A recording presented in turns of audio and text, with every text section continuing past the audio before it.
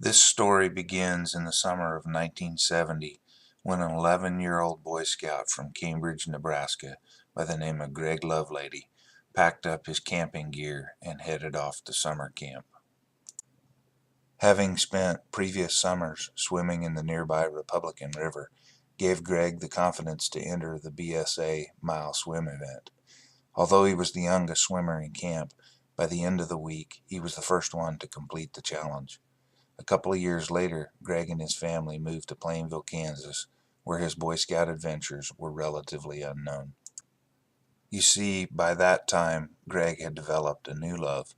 It was a love of good-looking, fast cars, and boy did he ever own and drive some dandies. It culminated in his signature ride, an instant classic, a very rare 1977 Chevelle SE, which he still owns to this day. Over the next 35 years or so, Greg married well, and he and his wife Kathy raised a couple of outstanding kids. You know, the kind of kids that make you proud to know them. He also continued a family tradition of making a career in the oil patch. Keeping him company every day was his trusted pal, Billy.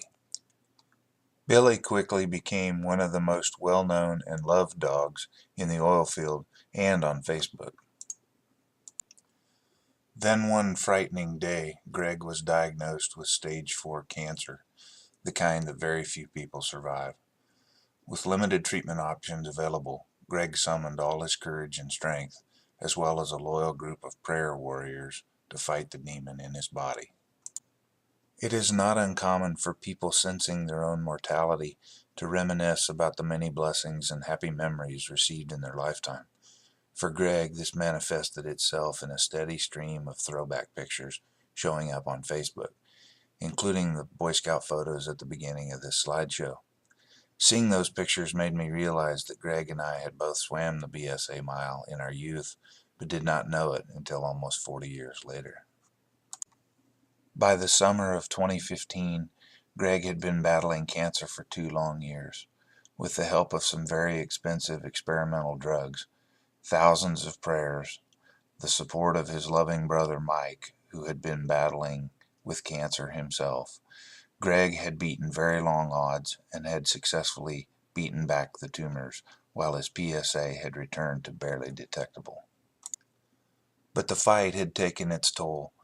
Only those who have experienced this battle can truly understand. Wanting to do something to lift Greg's spirits, I decided that I would attempt to swim the mile again while attending Camp D.G. Hansen at Lake Kerwin with my son Victor. However, I wasn't sure I could still do it since 37 years had passed since the last time I swam the mile with my good friend Fred Wise, also at Camp Hansen.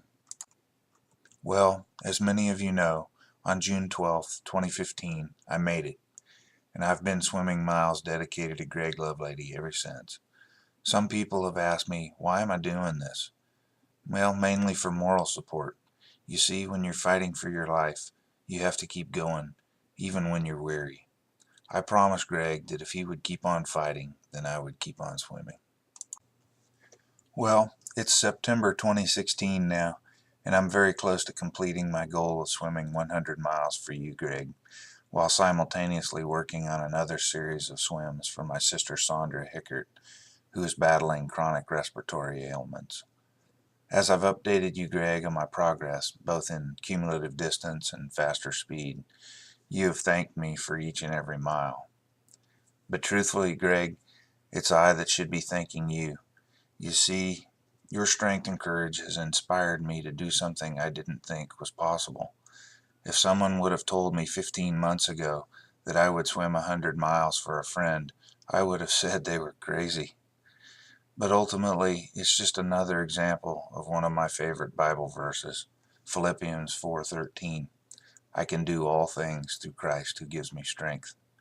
Stay strong, Greg Lovelady, and God bless you.